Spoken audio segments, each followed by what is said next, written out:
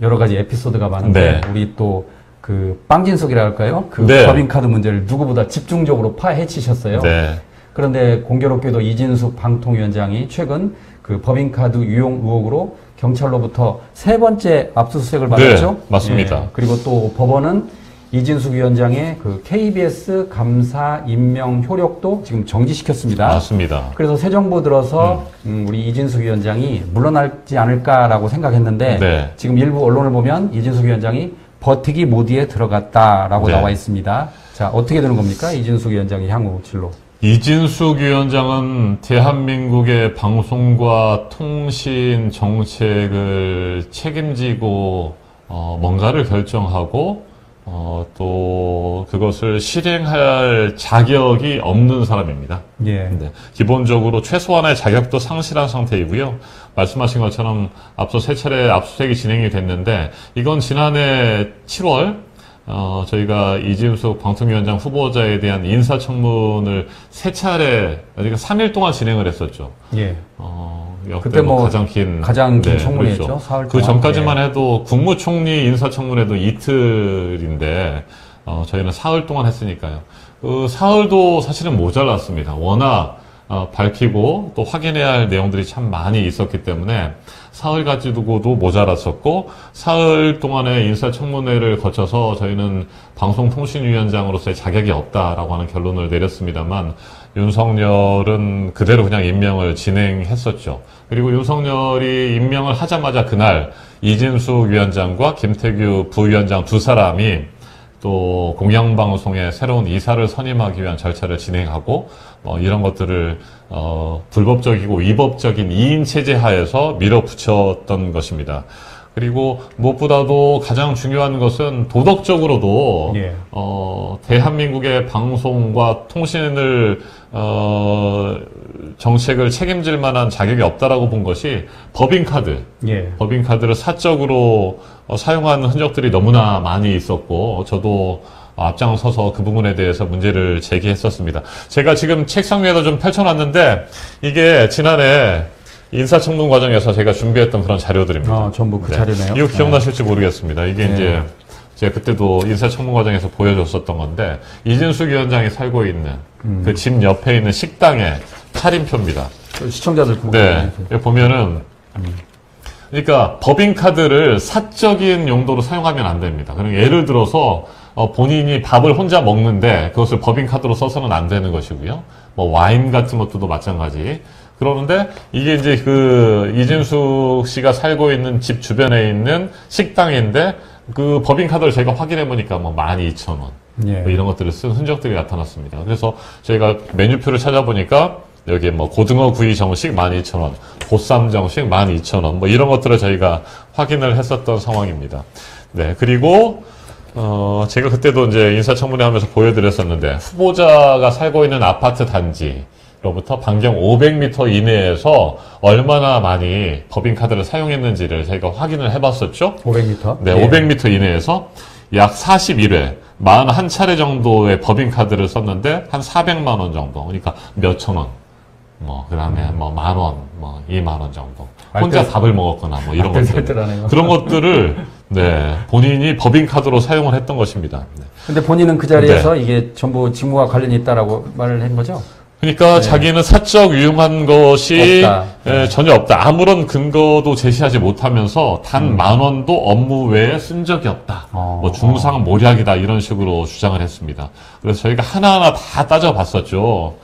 네, 그래서 그 문제점을 제기했었는데 그 옆에 있는 빵집에서는 심지어 본인이 대전 MBC 사장 사표를 낸 날까지도 서울에 있는 한 빵집과 본인이 살고 있던 대전 MBC 그 옆에 있던 관사 옆에 빵집에서 예. 거의 100만 원 가까운 빵을 구입해 법인카드로 긁어버린 적이 있었고요. 그러니까 보통 네. 일반적으로 사표 당일날은 그렇게 100만 원치의 그럼요. 빵을 산다는 게 아주 정말 그렇게 흔치 사서도 않은 안 되는 것이고요. 예. 더군다나 법인카드는 절대 개인 용도로 쓸 수 없도록 되어 있는데 뭐 집 근처에 있는 고급 양식집, 일식집, 와인바에서 주중은 물론이고 주말에도 가리지 않고 법인카드를 사용한 그런 흔적들이 나타났습니다. 그럼 혹시 네. 그렇게 그 사표 당일에도 100만 원치 빵을 샀다 그러면 혹시 네. 그 직원들에게 떠나는 사장이 뭐 준다든지 뭐 그러진 그렇게 않았나요? 주장을 했었죠. 그렇게 네, 주장을 네. 해서 저희가 확인을 해보니까 아. 받았다라고 하는 사람이 없어요. 나타나지 않아요.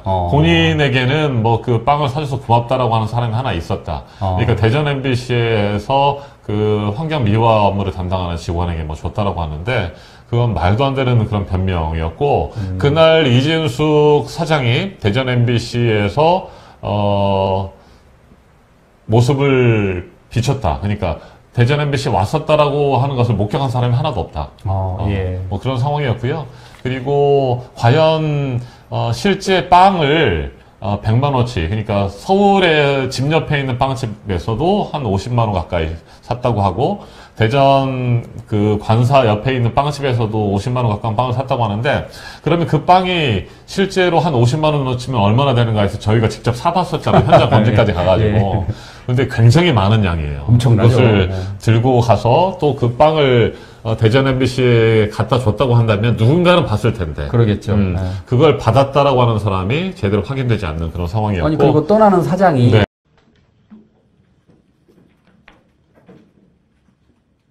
업무 보고를 시작하도록 하겠습니다.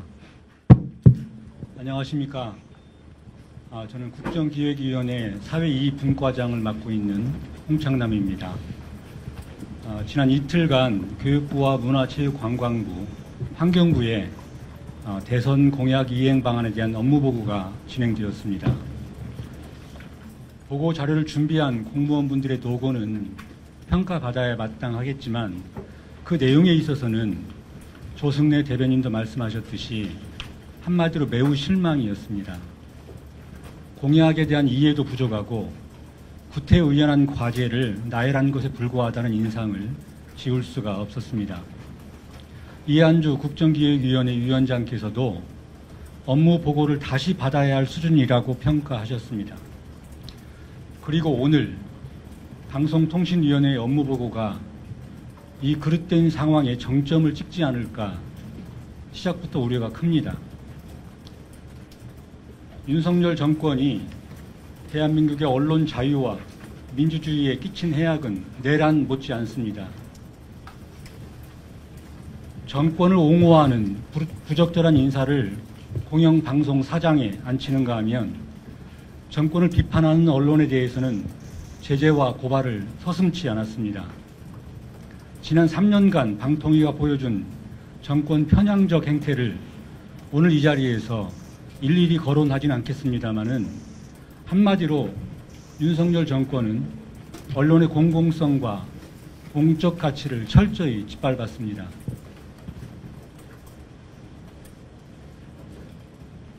언론 미디어 개선 공약의 핵심은 권력으로부터 독립적인 언론을 통해 자유롭고 창의적인 공론의 장을 만들고 나아가 미디어 콘텐츠 강국 도약의 기반을 마련하는 것입니다. 건강한 언론이 있어야 건강한 사회, 건강한 민주주의가 존재할 수 있기 때문입니다.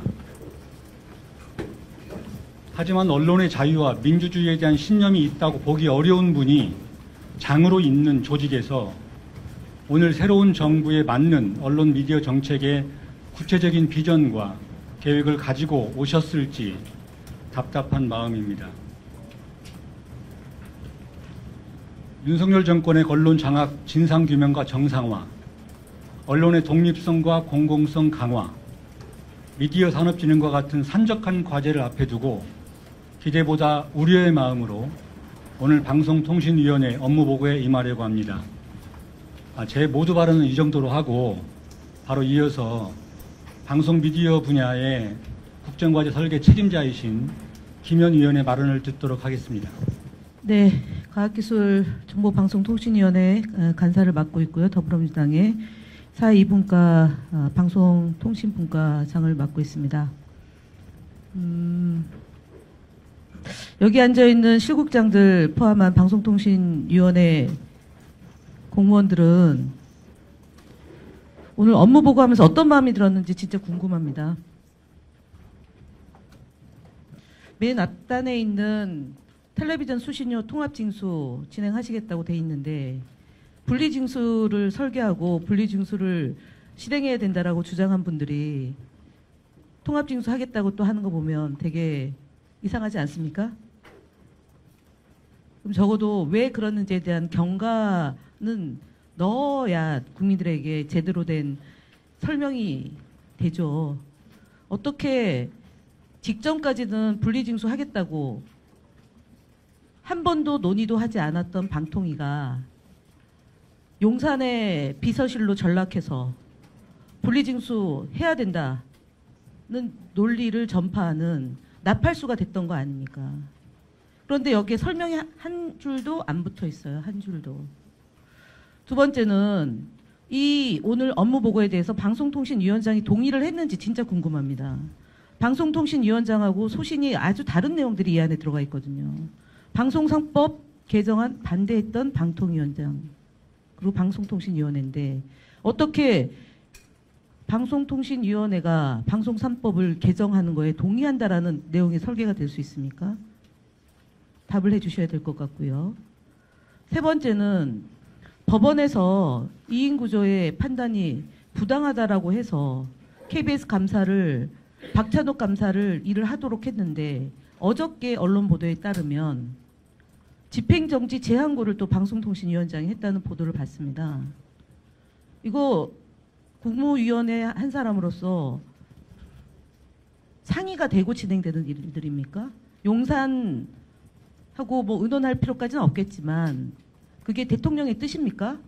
내지는 방송통신위원회가 그런 일들을 지금 하는 데 있어서 현 정부와 뜻을 궤를 같이 한 조직입니까? 아니면은 별도의 조직입니까? 방송통신위원회 또는 방송통신위원장이 그것을 서포트하고 있는 것이 지금 앉아있는 김영관 사무처장인데 근데 어떻게 여기 와서 업무 보고를 하실 수 있습니까? 그런 일을 하고 있으면서 변호사비는 누가 되는 거죠?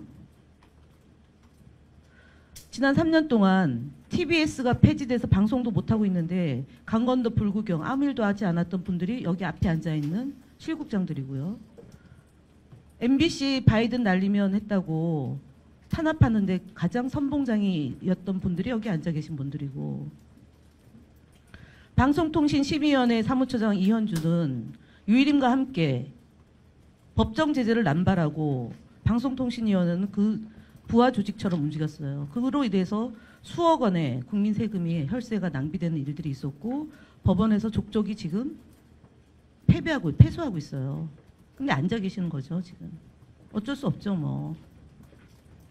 일은 해야 되겠지만 본인들이 그동안 한 것에 대한 적어도 이 보고에 무엇이 잘못돼서 바로잡겠다라는 내용이 전혀 반영되지 않고 있어요. 하나도 없어요. 그러니까 상투적인 업무 보고가 되겠습니다. 지금 오늘. 마지막으로 방송통신위원회가 방송통신 직원들이 탄압받을 때 여기 앉아 계신 실국장들은 강 건너 불구경 또 했습니다. 강 건너 불구경에 수수방관했죠. 본인들이 같이 방송을 정상화시키기 위해서 공적 책임을 다하기 위해서 심사위원장을 구성하고 심사위원들을 구성해서 업무를 추진한 것이 어느 날 점수를 조작했다는 사건으로 둔갑될 때 여기 앉아 계신 분들이 그 누구도 부당하다. 방송통신위원회 직원들 탄압하지 말라라고 한 분도 얘기하지 않았는데 정권 바뀌었다고 또 앉아서 업무 보고를 한다는 거죠. 왜 방송통신위원회를 탄압하느냐라는 얘기에 대해서 한마디라도 할 수 있습니까 여기서? 그 2명의 직원은 몇 년 동안 정신적, 경제적 피해를 받고 있고 방통위 직원들의 수십 명이 증인과 참고인으로 수년째 고생하고 고통당하고 있어요. 거기에 대해서 그 어떤 말도 하지 않고 있는 방통위 간부들이 이재명 정부의 국민 주권 시대를 만들겠다고 여기 지금 써 있어요. 어떻게 할지 지켜보겠습니다만 과정에서 정당하지 못한데 결과가 어떻게 제대로 나올 수 있겠습니까? 업무 보고 간략히 하시고 저희가 준비하라는 내용이 오늘 보고가 안 돼 있기 때문에 그 문제를 주로 질문하고 답변하는 방식으로 유지를 할 텐데요. 여기 방심위원장 사표 내고 이현주 사부총장 앉아 계시는데 3년 동안 방송통신심의위원회가 제 역할을 하지 못했어요. 민원 사주 청부 민원을 해놓고 그분에 대해서 숱한 거짓말을 국회에 와서 했습니다. 이현주 사무처장, 총장님. 오늘도 같은 맥락으로 답변하는지 지켜보겠습니다. 시청자 미디어 재단에 대해서 감사원 감사 결과 나왔고 건의기 결과에 대해서 지금 방통위가 진행되는 내용 답변 준비해왔을 거로 알고 있고요. 여러 가지 질문 드리겠습니다. 방통위가 정상화되는 것이 무엇보다 중요한데요. 현재 방송통신위원장이 본인의 임기는 보장해달라 그러고 방통위를 어떻게 개혁할까에 대한 밑그림은 없습니다. 본인이 방송통신위원회를 정상화시키는데 방해 요인으로 작동하고 있다는 것을 모르고 있는 것 같습니다. 경찰의 수사도 지금 출석여구서 3회에 대한 출석여구서도 응하지 않고 있고 공무집행을 방해하고 있고 정치 중립의 의무를 준수하고 있지 않다는 점을 다시 한번 지적하며 오늘 방통위가 앞으로 어떻게 할지 어떤 방향으로 진행할지에 대한 이 탁상 행정이 아니라 실질적으로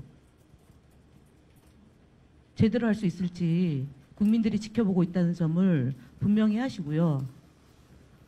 방송의 공정성, 공공성, 공적 책임을 다할 수 있고 이용자의 권리를 보호할 수 있던 일들을 어떻게 해 나갈지를 제대로 보고해 줄 것을 다시 한번 당부드리고 그 전제는 자기 반성과 국민들에 대한 사과와 기초하지 않고 진행될 수 없음을 분명히 말씀을 드립니다. 이상 마치겠습니다. 그리고 오늘 변호사비는 누가 되는 거죠? 상의가 되고 진행되는 일입니까? 용산